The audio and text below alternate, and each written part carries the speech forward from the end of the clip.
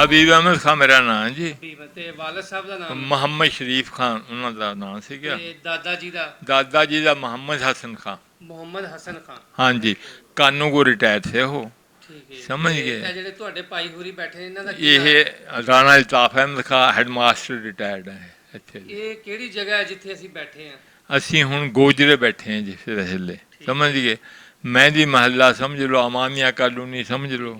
ਇਮਾਮੀਆ colony. India ਦੇ ਵਿੱਚ ਤੁਹਾਡਾ ਪਿੰਡ ਕਿਹੜਾ ਸੀ? ਪਿੰਡ ਸਾਡਾ ਸੀਗਾ ਜੀ ਰਿਆਸਤ ਨਾਭਾ ਲੱਗਦਾ ਸੀਗਾ। ਠੀਕ ਹੈ। ਜ਼ਿਲ੍ਹਾ ਬਰਨਾਲਾ ਥਾ। ਠੀਕ ਹੈ। ਤੇ ਪਿੰਡ ਦਾ ਨਾਂ ਸੀ ਬੜਬਰ। ਬੜਬਰ।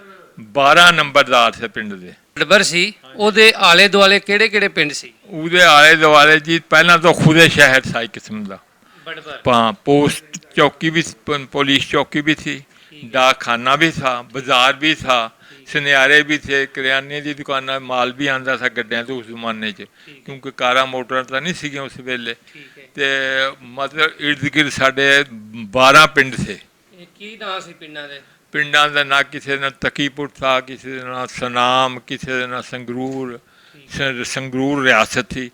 इंडिया दी 527 रियासतां सीगियां टोटली, ਜਿਹਦੇ 'ਚ ਮਤਲਬ ਤਕਰੀਬਨ ਹਾਂਜੀ ਹਾਂਜੀ ਜੀ। ਅਤੇ ਉਹ ਇਹ ਜਿਹੜੇ ਮੈਂ ਤੁਹਾਨੂੰ ਗਿਣਾ ਰਿਹਾ ਇਹ ਜ਼ਿਆਦਾ ਰਾਜਪੂਤਾਂ ਦੇ ਪਿੰਡ ਸੀਗੇ। ਤੁਸੀਂ ਤੁਹਾਡੀ ਕੌਮ ਕਿਹੜੀ ਹੈ? ਰਾਜਪੂਤ ਜੀ। ਤੇ ਗੋਤ ਕਿਹੜੀ ਤੁਹਾਡੀ? ਬਰਿਆ।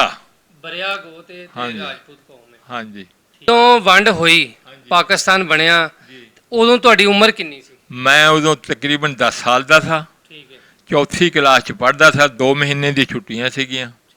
ਸ਼ਹਿਰ ਦੇ ਨਾਲ ਮੇਰੇ ਨਾਨਕਿਆਂ ਦਾ ਪਿੰਡ ਸੀ, ਇੱਕ ਮੀਲ ਮਸਾਂ ਹੀ। ਕੀ ਨਾਂ ਸੀ ਪਿੰਡ ਦਾ? ਉਹਦਾ ਤਹਿਸੀਲ ਖਰੜ ਸੀ, ਜਿਹੜੀ ਮੇਰੇ ਨਾਨਕਿਆਂ ਦੀ ਤਹਿਸੀਲ ਸੀ। ਖਾਨਪੁਰ ਮੇਰੇ ਨਾਨਕਿਆਂ ਦਾ ਪਿੰਡ ਸੀਗਾ। ਮੈਂ 2 ਸਾਲ ਪੜ੍ਹਿਆ ਆਪਣੇ ਬੜਬਰ, 2 ਸਾਲ ਇੱਥੇ ਪੜ੍ਹਿਆ ਚੌਥੀ ਜਮਾਤ 'ਚ। ਅਤੇ ਉੱਥੇ ਮੇਰੇ ਮਾਮੂ ਵੀ ਸ਼ਹੀਦ ਹੋਏ। ਸਿੱਖਾਂ ਨੇ ਜ਼ੁਲਮ ਬਹੁਤ ਕਰਿਆ। ਅੱਛਾ, ਇਹ ਦੱਸੋ ਕਿ ਤੁਹਾਡੇ ਪਿੰਡ ਦੇ ਵਿੱਚ ਸਿਰਫ ਮੁਸਲਮਾਨ ਹੀ ਸੀ ਜਾਂ ਸਿੱਖ ਵੀ ਸੀ? ਜਾਂ ਜ਼ਿਆਦਾ ਮੁਸਲਮਾਨ ਥੇ। ਜ਼ਿਆਦਾ ਮੁਸਲਮਾਨ? ਸਿੱਖ ਵੀ ਥੇ ਸਾਡੇ ਆਪਣੇ ਬਾਪ ਦਾਦੇ ਦੇ ਪਿੰਡ 'ਚ, लेकिन ज़्यादा राजपूत मुसलमान से ज़्यादा थे। जट भी थे 2 पत्तियाँ 3। समझ गए। बाकी राजपूतों की पत्तियाँ ज़्यादा सी। नहीं, ਜਿਹੜੇ ਉੱਥੇ ਸਿੱਖ ਰਹਿੰਦੇ ਸੀ ਤੁਹਾਡੇ ਨਾਲ ਕੋਈ ਸਕੂਲ 'ਚ ਪੜ੍ਹਦੇ ਸੀ? हाँ जी, पढ़ते थे जी। ਉਹ ਕਿਸੇ ਦਾ ਨਾਂ ਯਾਦ ਹੋਵੇ ਆਪਣੀ ਉਮਰ ਦਾ? ਹੁਣ ਤਾਂ ਜੀ ਬਸ ਭੁੱਲ ਭੁਲਾ ਕੇ ਯਾਦ ਨਹੀਂ ਰਿਹਾ। ਮੈਂ ਤੁਹਾਨੂੰ ਕਈ 60 70 80 ਸਾਲ ਹੋ ਗਏ ਸਮਝੋ। ਉਸ ਵੇਲੇ ਦੇ ਯਾਦ ਸੀਗੇ ਜਿਹੜੇ ਮੇਰੇ ਨਾਲ ਪੜ੍ਹਦੇ ਸੀ ਕਲਾਸ ਫੈਲੋ ਸਿੱਖ। ਕੋਈ ਟੀਚਰ ਸੀ ਕੋਈ ਸਿੱਖ ਤੁਹਾਨੂੰ ਪੜ੍ਹਾਉਣ ਵਾਲਾ? ਟੀਚਰ ਜਿਹੜਾ ਸੀਗਾ ਨਾ ਪੜ੍ਹਾਉਣ ਵਾਲਾ ਹਿੰਦੂ ਥਾ। ਕੀ ਨਾਂ ਸੀ ਉਹਦਾ? ਤੇ ਉਹ ਹੁਣ ਮੇਰੇ ਜ਼ਹਿਨ 'ਚ ਨਿਕਲ ਗਿਆ, ਕੋਈ ਜ਼ਹਿਨ ਯਾਦ ਨਹੀਂ। ਆਪਣੇ ਪਿੰਡ ਦੇ ਵਿੱਚ ਮਸਜਿਦਾਂ ਕਿੰਨੀਆਂ ਸੀ? ਮਸਜਿਦਾਂ ਜੀ ਮੈਂ ਜਿਹੜੀਆਂ ਦੇਖੀਆਂ ਜੀ, ਈਦਗਾਹ ਵੀ ਬਣੀ ਹੋਈ ਸੀ। ਠੀਕ ਹੈ। ਤੇ ਕਿਉਂਕਿ ਬਚਪਨ ਥਾ ਜਾਂ ਆਪਣੀ ਮਸਜਿਦ ਦੇਖੀ, ਹੋਰ 2-3 ਮਸਜਿਦਾਂ ਦੇਖੀਆਂ। ਮਤਲਬ ਉਸ ਵੇਲੇ ਦੀਨ ਦਾ ਲੋਕਾਂ ਨੂੰ ਸ਼ੌਕ ਨਹੀਂ ਥਾ ਉਸ ਪਿੰਡ 'ਚ। ਨਾਨਕਿਆਂ 'ਚ ਸ਼ੌਕ ਥਾ। ਨਾਨਕੇ ਮੇਰਿਆਂ 'ਚ 4-5 ਮਸਜਿਦਾਂ ਸੀਆਂ। ਉੱਥੇ 100 ਹਾਫਿਜ਼ ਕੁਰਾਨ ਥਾ। ਖਾਨਪੁਰ ਉੱਥੇ ਮੇਰਾ ਮਾਮੂ ਵੀ ਹਾਫਿਜ਼ ਕੁਰਾਨ ਥੇ। ਤਿੱਬੀਆ ਕਾਲਜ ਅਜਮਲ ਖਾਨ ਦੇ ਜ਼ਮਾਨੇ ਦੇ ਪੜ੍ਹੇ ਸਨ। 27 'ਚ ਉਹਨਾਂ ਦਾ ਇੰਤਕਾਲ ਹੋਇਆ, 29 'ਚ ਉਹ ਫਾਰਗ ਹੋਏ। ਅਜਮਲ ਖਾਨ ਹਕੀਮ ਸਾਹਿਬ 27 'ਚ ਦਿੱਲੀ ਫੌਤ ਹੋ ਗਏ। ਉਹ ਦਿੱਲੀ ਪੜ੍ਹਦੇ ਰਹੇ। ਤੇ ਆਪਣੇ ਪਿੰਡ ਦੇ ਵਿੱਚ ਕੋਈ ਮੰਦਿਰ, ਕੋਈ ਗੁਰਦੁਆਰਾ? ਮੰਦਿਰ ਵੀ ਥੇ, ਗੁਰਦੁਆਰੇ ਵੀ ਥੇ। ਸਮਝ ਗਏ। ਤੇ ਮਤਲਬ ਠੀਕ ਠਾਕ ਸੀ ਉਹਨਾਂ ਦੇ। ਨਹੀਂ, ਤੁਹਾਨੂੰ ਹੁਣ ਜੇ ਲੈ ਜਾਈਏ ਤੁਹਾਡੇ ਪਿੰਡ, ਤੁਹਾਨੂੰ ਆਪਣੇ ਘਰ ਦਾ ਪਤਾ ਚੱਲ ਜਾਏਗਾ? ਮੈਨੂੰ ਯਾਦ ਆ ਵੀ ਇੱਥੇ ਸਾਡਾ ਘਰ, ਮੈਂ ਦੱਸ ਸਕਦਾ। ਕਿਸ ਤਰ੍ਹਾਂ ਦਾ ਘਰ ਸੀ ਦੱਸੋ ਉਹਦਾ? ਘਰ ਸਾਡਾ ਜਿਹੜੀ ਹਵੇਲੀ ਬਣੀ ਹੋਈ ਸੀ ਨਾ ਜੀ, ਉਹ ਪੜਦਾਦਾ ਜੀ ਨੇ ਛੋਟੀ ਇੰਟ ਦੀ ਬਣਾਈ ਹੋਈ ਸੀ। ਬਾਹਰ ਚੌਕੜੀਆਂ ਲੱਗੀਆਂ ਹੋਈਆਂ ਸੀਗੀਆਂ ਤੇ ਅੰਦਰ ਇਕੱਠੇ ਅੰਦਰ ਬਣੇ ਹੋਏ ਤੇ 2 ਭਾਈਆਂ ਦੇ, ਇਹਨਾਂ ਦੇ ਪੜਦਾਦਾ ਜੀ ਦਾ ਤੇ ਮੇਰੇ ਪੜਦਾਦਾ ਜੀ ਦਾ ਇਕੱਠਾ था। तीसरे पड़दादे का अलहदा था, वो थानेदार था। तो मतलब उन्हें परे अपना अलहदा बना। कोई लड़ाई झगड़ा नहीं कभी किसी किस्म का भी। अगर लड़ाई झगड़ा पाया पार्टीशन च पाया सिखा ने, पता नहीं पैसे लेके पाया, बस टाइम पूरा सी ना। बस टाइम पूरा था। उन्होंने बहुत मारे। मेरे वाल साहब भी उत्थे शहीद हुए हैं। दादा जी बच के आ गए थे, वो मुजफ्फरगढ़ बैठे बैठे फौत हो गए। ਤੋਂ ਨਿਕਲਦਿਆਂ ਹੋਏ ਕਿੱਥੇ ਹੋਏ? ਉਹ ਆਪਣੇ ਪਿੰਡ ਤੋਂ ਕੋਈ 15-20 ਮੀਲ ਬਾਹਰ ਹੋ ਗਏ। ਉੱਥੇ ਉਹਨਾਂ ਨੇ ਬੰਬਾਰੀ ਕਰਾਈ ਹੈ ਸਿੱਖਾਂ ਪਟਿਆਲੇ ਵਾਲੇ ਰਾਜੇ ਤੋਂ, ਨਾਭੇ ਵਾਲੇ ਤੋਂ। ਉਹਦੇ 'ਚ ਫਿਰ ਬੰਬਾਰੀ 'ਚ ਜ਼ਖਮੀ ਹੋ ਗਈ ਮੇਰੀ ਫੁੱਫੀ ਵੀ। ਇੱਥੇ ਵੀ ਸ਼ਰਦੇ ਲੱਗੇ ਸੀ ਉਹਦੇ ਕਈ ਜਗ੍ਹਾ। ਅਤੇ ਅੱਬਾ ਜੀ ਵਿਚਾਰੇ ਮਤਲਬ ਬਿਮਾਰ ਸੀਗੇ। 30 ਸਾਲ ਦੀ ਉਹਨਾਂ ਦੀ ਸਾਰੀ ਉਮਰ ਸੀ, ਸਿਹਤਮੰਦ ਤੇ ਉਹ ਆਪਣੀ ਭੈਣ ਨੂੰ ਲੈ ਕੇ ਜਾ ਰਹੇ ਥੇ। ਉਹਨਾਂ ਨੇ ਅਗਵਾ ਕਰ ਰਹੇ ਸੀ ਬੱਚਿਆਂ ਨੂੰ। ਉਹਨਾਂ ਨੇ ਹੱਥਾਂ ਪਾਈ ਕਰੀ। ਉਹ ਫਿਰ ਜ਼ਖਮੀ ਹੋ ਗਈ। ਉਹ ਫਿਰ ਇੰਨੇ ਨੂੰ ਮਤਲਬ ਰਾਜਪੂਤਾਂ ਵਿਸਾ ਦੂਜੇ ਵੀ ਪਿੰਡ ਦੇ ਇਕੱਠੇ ਹੋਏ ਤੇ ਉਹਨਾਂ ਨੇ ਪਤਾ ਨਹੀਂ ਕਿਸ ਤਰ੍ਹਾਂ ਕਰਿਆ। ਮੈਂ ਤਾਂ ਆਪ ਥਾ ਨਹੀਂ ਮੌਕੇ ਤੇ। ਹਾਂ, ਸ਼ਹੀਦ ਹੋ ਗਏ। ਫੂਫੀ ਬਚ ਗਈ। ਅੱਛਾ। ਉਹ ਫਿਰ ਆਪਣੇ ਉੱਥੇ ਦਾਦੀ ਵੀ ਸ਼ਹੀਦ, ਉਹਦਾ ਵੀ ਨਹੀਂ ਪਤਾ ਲੱਗਿਆ ਵੀ ਕਿੱਥੇ ਗਈ। ਅੱਬਾ ਜੀ ਦੀ ਕੋਈ ਕਬਰ ਵਗੈਰਾ, ਕੋਈ ਜਨਾਜ਼ਾ, ਕੋਈ ਪਤਾ ਹੈ? ਕੋਈ ਕਬਰ ਨਹੀਂ ਉੱਥੇ ਉਸ ਵੇਲੇ ਜੀ। ਸਭ ਉਹਨਾਂ ਨੇ ਬਹੁਤ ਤਹਿਤ ਨਹਿਤ ਕਰਤਾ। ਸਭ ਮੇਰੇ ਮਾਮੂ ਨੂੰ ਸ਼ਹੀਦ ਕਰਿਆ 26 ਸਾਲ ਦੀ ਉਮਰ 'ਚ।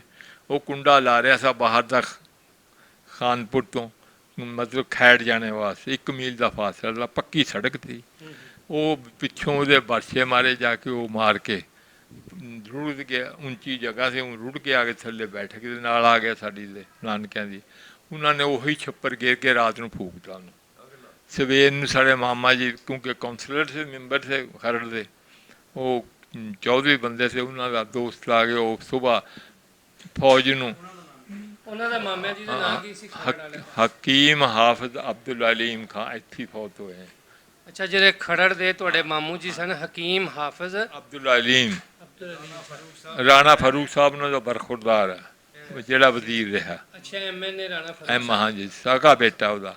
ਇੱਥੇ ਆ ਕੇ ਉਹਨਾਂ ਦੀ ਨਿਕਾਹ ਕਰਿਆ। ਮੇਰੇ ਮਾਮੂ ਸ਼ਹੀਦ ਹੋ ਗਏ ਤੇ ਉਹਨਾਂ ਦੇ ਔਲਾਦ ਕੋਈ ਨਹੀਂ ਸੀ ਬੜਿਆਂ ਦੇ। ਉਹਦੇ ਇੱਕੋ ਬੱਚੀ ਹੋਈ ਸੀ ਕਿ ਉਹਦੇ ਨਾਲ ਫਿਰ ਨਿਕਾਹ ਕਰ ਲਿਆ ਭੌਜ ਨਾਲ।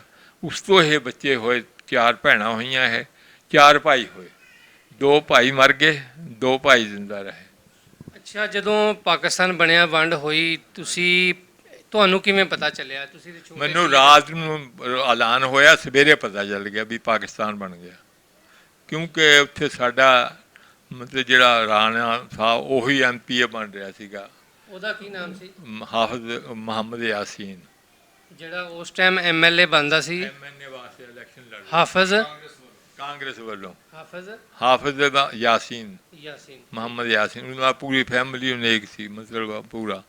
ਤੇ ਕਾਂਗਰਸ ਦੀ ਸਪੋਰਟ ਸੀ ਉਹਨੂੰ, ਠੀਕ ਹੈ, ਟਿਕਟ ਕਾਂਗਰਸ। ਉਹ ਇੱਥੇ ਕਲੂਰਕੋਟ ਜ਼ਿਲ੍ਹਾ ਮੀਆਂਵਾਲੀ 'ਚ ਬੈਠੇ ਹੈ। ਠੀਕ ਹੈ ਉਹਦਾ 2 ਭਾਈ ਥੇ। ਇੱਕ ਦਾ ਨਾਂ ਯਾਮੀਨ ਥਾ, ਜੀ।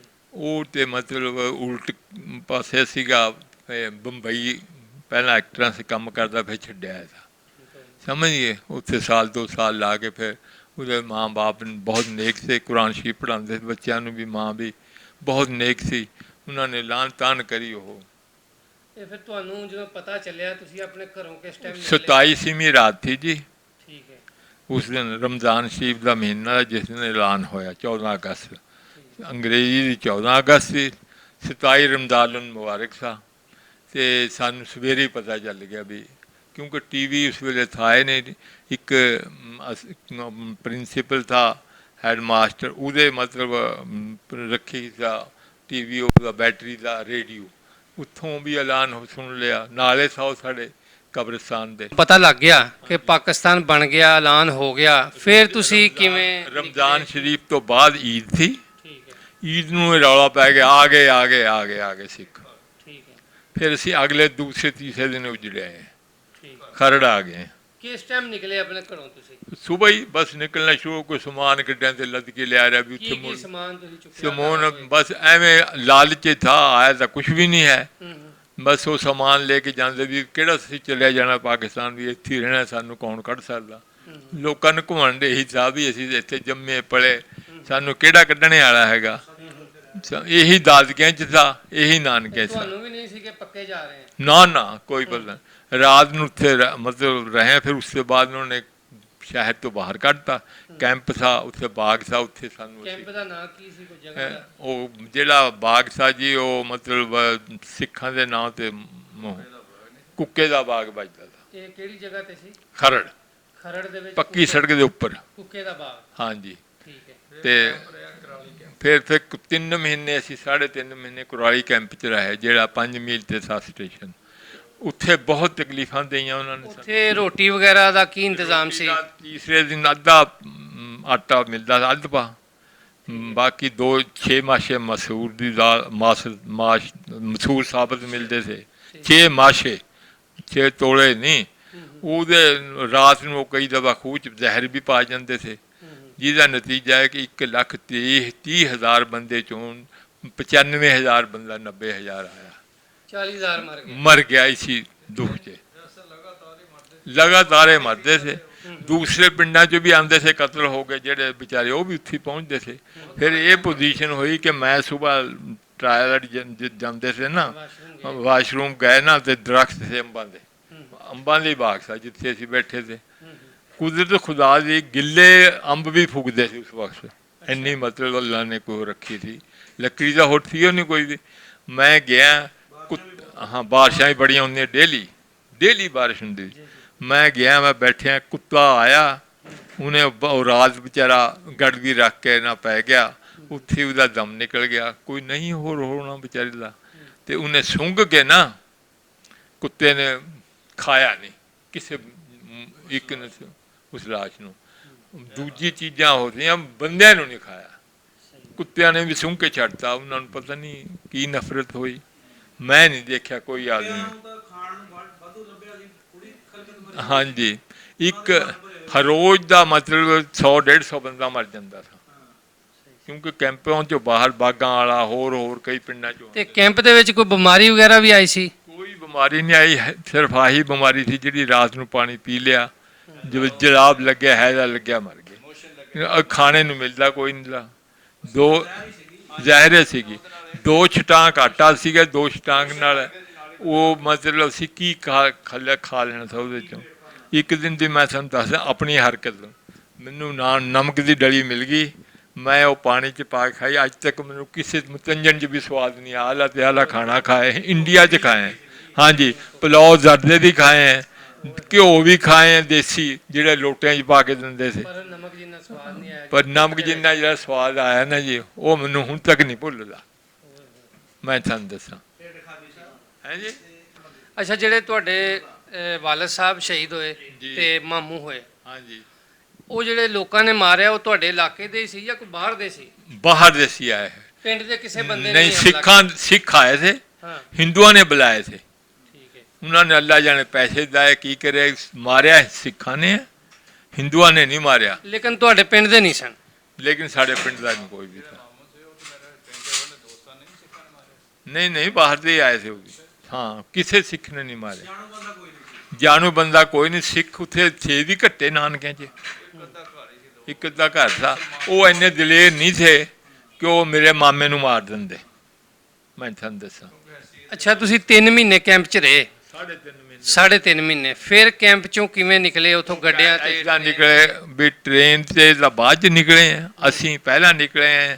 ਮਾਮਾ ਜੀ ਜਿਹੜੇ ਫਾਰੂਕ ਦੇ ਅੱਬਾ ਜੀ, ਇਹ ਵਿਚਾਰੇ ਕੈਂਪ ਦੇ ਚੌਧਰੀ ਵੀ ਥੇ ਉਠਾਣੇ ਵਾਸਤੇ, ਹਿਕਮਤ ਵੀ ਕਰਦੇ ਥੇ, ਦਵਾਈਆਂ ਦਿੰਦੇ ਥੇ ਮੁਫਤ ਲੋਕਾਂ ਨੂੰ।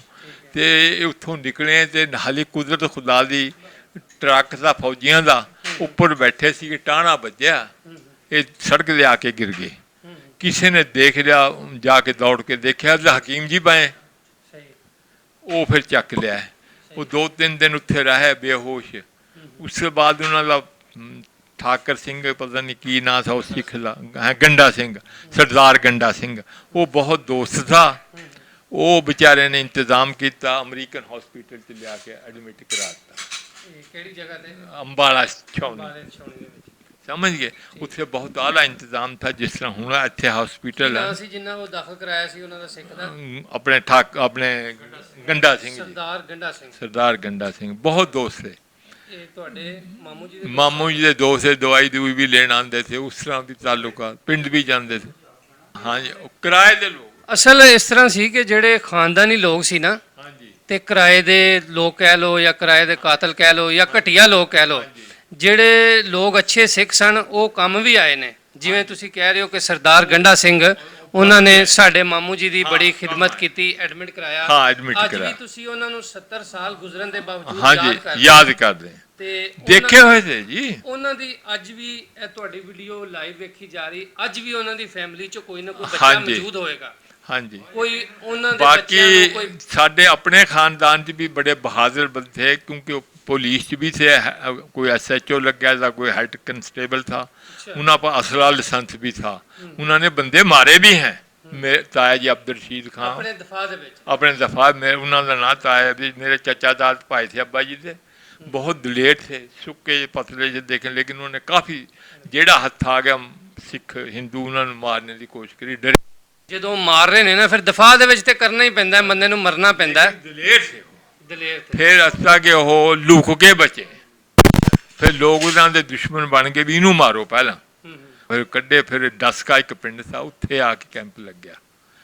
ਅੱਛਾ ਇਹ ਦੱਸੋ ਕਿ 3.5 ਮਹੀਨੇ ਕੈਂਪ ਤੋਂ ਰਹਿਣ ਤੋਂ ਬਾਅਦ ਫਿਰ ਤੁਸੀਂ ਟੁਰ ਕੇ ਕਿੰਨੇ ਅਰਸੇ 'ਚ ਪਾਕਿਸਤਾਨ ਤੱਕ ਕਿੱਥੋਂ ਕਿੱਥੋਂ ਹੋ ਕੇ ਕਿਵੇਂ ਪਹੁੰਚੇ? ਅਸੀਂ ਤਾਂ ਆ ਗਏ ਥੇ ਅੰਬਾਲੇ ਸ਼ਹਿਰ 'ਚ, ਠੀਕ ਹੈ। ਨਾਨੀ ਮੇਰੀ ਵੀ, ਮੇਰੀ ਆ ਵੀ, ਭਾਈ ਵੀ, ਤਿੰਨੇ ਚਾਰੇ ਅਸੀਂ, ਬਾਕੀ ਕੈਂਪ ਗੱਡੀ 'ਚ ਆਇਆ, ਗੱਡੀ 'ਚ ਆਏ ਲਾਹੌਰ ਤੁਸੀਂ ਉੱਤੇ ਕਾਹਦੇ ਤੇ ਆਏ? ਅਸੀਂ ਆਏ ਗੱਡੀ 'ਚ ਹੀ, ਉਹ ਕੁਰਾਨੇ ਪਾਕ ਦੀ ਗੱਡੀ ਸੀ, ਅੰਬਾਲੇ ਸ਼ਹਿਰ 'ਚ ਉਹਨਾਂ 'ਚ ਜਿਸ ਬੋਗੀ 'ਚ ਅਸੀਂ ਬੈਠੇ ਸੀਗੇ ਉੱਥੇ ਹੀ ਸਾਨੂੰ ਭੋਰਾ ਵਿੱਚ ਫਸਾ ਫਸੂਤਾ, ਅਸੀਂ ਮੀਆਂ ਮੀਰ ਛਾਉਣੀ ਆ ਕੇ ਉਤਰੇ ਲਾਹੌਰ, ਉਹ ਚਲੀ ਗਈ ਹੈ ਸਿੱਧੀ ਮੁਜ਼ੱਫਰਗੜ੍ਹ। ਤੇ ਰਸਤੇ 'ਚ ਕੋਈ ਕਟਵਟ ਦੇਖੀ ਤੁਸੀਂ ਜਦੋਂ ਉੱਥੋਂ ਟੁਰੇ? ਨਹੀਂ, ਉਸ ਵੇਲੇ ਸਕੂਨ ਹੋ ਚੁੱਕਿਆ ਸੀ। ਤੁਸੀਂ ਮੀਆਂ ਮੀਰ ਪਹੁੰਚ ਗਏ, ਹਾਂਜੀ। ਤੁਹਾਡੀ ਪੂਰੀ ਫੈਮਿਲੀ ਨਾਲ ਆਈ ਹੈ ਜਾਂ ਕੋਈ ਜੀ ਉੱਥੇ ਰਹਿ ਵੀ ਗਏ? ਅਸੀਂ ਆਪਣੇ 3-4 ਘਰ ਦੇ ਜੀ ਸੀਗੇ, ਉੱਥੋਂ ਅਸੀਂ ਰੇਹੜੀ ਕਰਾਈ, ਰੇਹੜੀ ਕਰਾ ਕੇ ਅਸੀਂ ਬੜੇ ਸਟੇਸ਼ਨ ਆ ਗਏ, ਉੱਥੇ ਰੋਟੀ ਲਾਈਨ 'ਚ ਲੱਗ ਕੇ ਦਿੰਦੇ ਸੀ, ਜਿੱਦਾਂ ਫਕੀਰਾਂ ਨੂੰ ਦਿੰਦੇ ਆ, ਇੱਦਾਂ ਲੋਕ ਲੈ ਕੇ ਆਉਂਦੇ ਸੀ ਤਕੜੇ, ਉਹ ਕਹਿੰਦੇ ਸੀ ਵੀ ਇਹਨਾਂ ਨੂੰ ਰੋਟੀ ਦਿਓ, ਇਹਨਾਂ ਦੇ ਕੋਲ ਪੈਸੇ ਨਹੀਂ ਹੈ। ਉਹ ਅਸੀਂ ਖੜੇ ਹੋ ਕੇ ਨਿਆਣੇ ਥੇ, ਬੜੇ ਸ਼ਰਮਾਂਦੇ ਥੇ ਰੋਟੀ ਫਕੜਨੇ ਤੋਂ ਲੈਣੇ ਤੋਂ। ਮੈਂ ਆਪਣੀ ਜ਼ਮੀਨ ਕਿੰਨੀ ਸੀ ਉੱਥੇ ਬਡਬਰ ਦੇ ਵਿੱਚ? ਆਪਣੀ ਤੁਹਾਡੀ ਆਪਣੀ? ਸਾਡੀ ਆਪਣੀ ਜ਼ਾਤੀ ਇਸ ਵੇਲੇ ਜੀ ਸਾਡਾ 1.5 ਮੁਰੱਬਾ ਹੈ ਜੀ। ਨਾ ਉੱਥੇ ਬਡਬਰ ਦੇ ਵਿੱਚ ਕਿੰਨੀ ਸੀ? ਬਡਬਰ ਦੇ ਵਿੱਚ ਜੀ ਨੰਬਰਾਂ ਦੇ ਹਿਸਾਬ ਨਾਲ ਘਟ ਗਈ ਹੈ, ਠੀਕ ਹੈ, ਜਿਸ ਤੋਂ ਜ਼ਿਆਦਾ ਸੀ ਬਲ ਨਹੀਂ ਤੁਹਾਡੇ ਖਾਨਦਾਨ ਦੀ ਫੈਮਿਲੀ ਦੀ ਫੈਮਿਲੀ ਦੇ ਸੇ ਕੋਈ 10-12 ਮੁਰੱਬੇ। ਇਹ ਤੁਹਾਡੇ ਉੱਥੇ ਭੈਣੀ ਸੀ ਬਡਬਰ ਦੇ ਕੋਲ ਪਿੰਡ, ਉੱਥੇ ਸੁਣਿਆ ਕਿ ਸਿੱਖਾਂ ਨੇ ਕੋਈ ਪਨਾਹ ਦਿੱਤੀ ਰਹੀ ਕਿ ਮੁਸਲਮਾਨਾਂ ਨੂੰ? ਮੈਂ ਤਾਂ ਸਿਰਫ ਦੇਖਿਆ ਹੈਗਾ, ਆਪਣਾ ਪਿੰਡ ਦੇਖਿਆ, ਧਨੌਲਾ ਦੇਖਿਆ, ਬਰਨਾਲਾ ਦੇਖਿਆ, ਜਿਨ੍ਹਾਂ ਦਾ ਮੈਨੂੰ ਯਾਦ ਹੈ, ਸਮਝ ਗਏ ਨਹੀਂ? ਤੇ ਰਸਤੇ 'ਚ ਪਿੰਡ ਆਉਂਦੇ ਸੀ, ਇੰਨੀ ਮੈਨੂੰ ਕੋਈ ਸਲਾਹੀਅਤ ਨਹੀਂ ਸੀ ਵੀ ਮੈਂ 9-10 ਸਾਲ ਦੀ ਉਮਰ ਦਾ, ਮੈਂ ਬਲਕਿ 7 ਸਾਲ ਦਾ ਹੀ ਸੀ, ਕਿਉਂਕਿ ਮਾਮੇ ਦਾ ਵਿਆਹ ਸੀ, ਉਹਦੇ 'ਚ ਆ ਗਿਆ, ਮੁੜ ਕੇ ਮੈਂ ਗਿਆ ਨਹੀਂ ਨਾਨਕਿਆਂ ਤੋਂ, ਸਮਝ ਗਏ?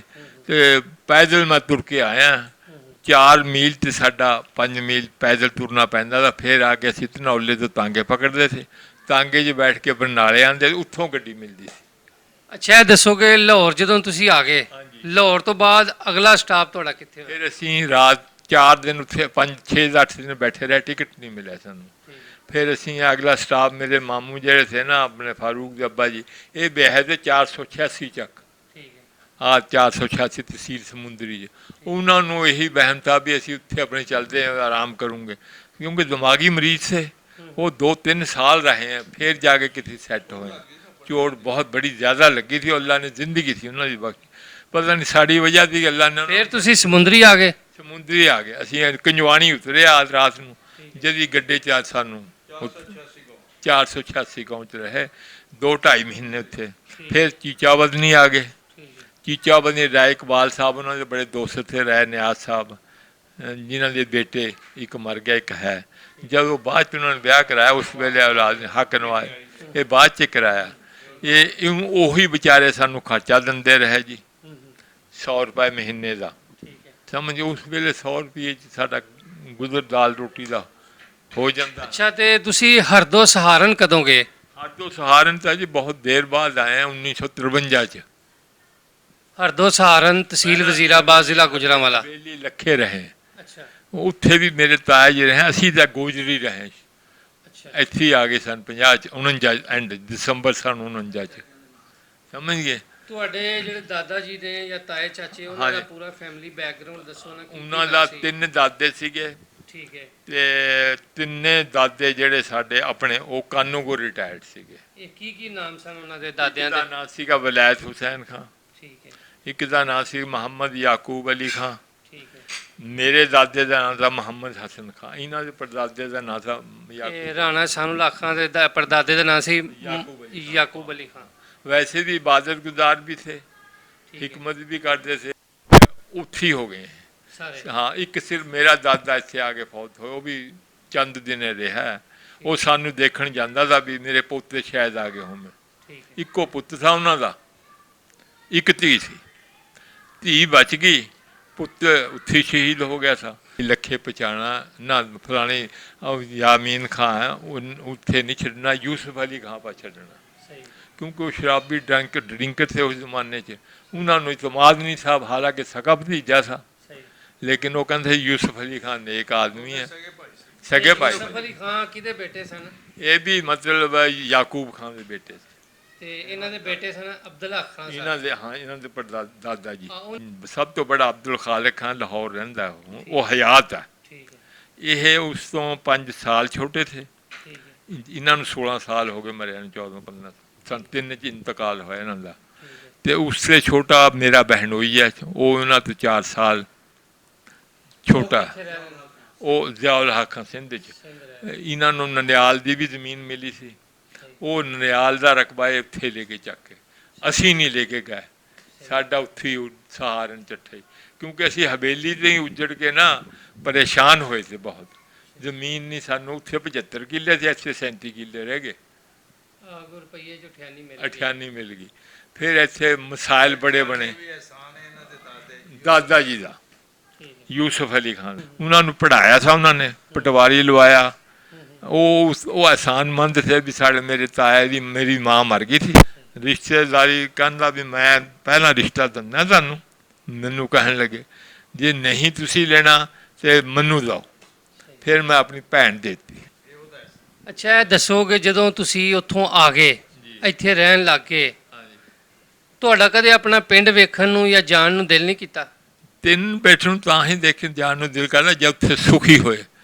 ਉੱਥੇ ਤਾਂ ਖਾਨਦਾਨ ਦੇ ਖਾਨਦਾਨ ਖਤਮ ਕਰਤੇ, ਕੀ ਉਸ ਪਿੰਡ 'ਚ ਜਾਣਾ ਵੀ ਜਿੱਥੋਂ ਦੁਖੇ ਦੁੱਖ ਹੋਵੇ, ਸਮਝ ਗਏ। ਕਦੇ ਬਾਪ ਯਾਦ ਆਇਆ ਹੋਏ ਕੋਦੀ? ਯਾਦ ਕਾਹਦਾ ਆਣਾ ਜੀ, ਉਹਨਾਂ ਦੇ ਯਾਦਾਂ ਭੁੱਲੇ ਨਹੀਂ ਸਕਦੀਆਂ। ਆਖਰ ਤੁਖਮ ਹੈ ਸੀ ਉਹਨਾਂ ਦਾ।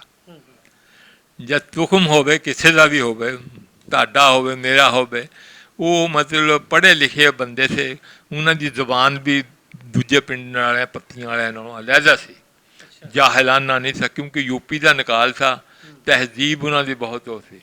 ਹੱਤਾ ਕਿ ਸਾਡੇ ਟੱਬਰ 'ਚ ਇੱਕ ਬ੍ਰਿਗੇਡੀਅਰ ਸਾਹਿਬ ਫਜ਼ਲ ਰਹਿਮਾਨ, ਤੁਹਾਡੀ ਆਪਣੀ ਫੈਮਿਲੀ ਚ? ਆਪਣੀ ਫੈਮਿਲੀ 'ਚ ਬ੍ਰਿਗੇਡੀਅਰ ਰਿਹਾ, ਉਹ ਠੀਕ ਹੈ। ਭੁੱਟੋ ਦਾ ਸੈਕਟਰੀ ਰਿਹਾ।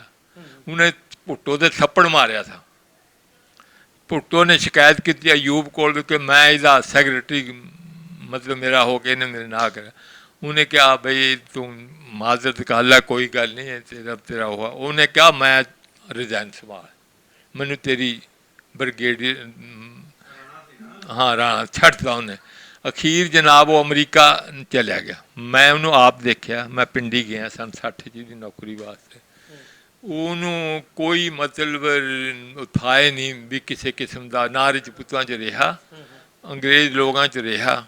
ਲੈਫਟੀਨੈਂਟ ਬਣਨੇ ਤੋਂ ਬਾਅਦ ਉਹੀ ਮਤਲਬ ਉਹਨੇ ਆਪਣੀ ਤਹਿਜ਼ੀਬ ਅਪਣਾਈ ਹੋਈ ਸੀ। ਹਾਲਾਂਕਿ ਉਹਦੇ ਘਰੋਂ ਵੀ ਹਾਫਜ਼ ਦੀ ਧੀ ਸੀਗੀ, ਸਭ ਕੁਛ ਸੀ, ਲੇਕਿਨ ਉਹਨੂੰ ਦੀਨ ਨਾਲ ਕੋਈ ਲਗਾਅ ਨਹੀਂ ਸੀ, ਸਮਝ ਗਏ। ਉਹ ਉਹਨਾਂ ਦੀ ਭੈਣ ਸੀ।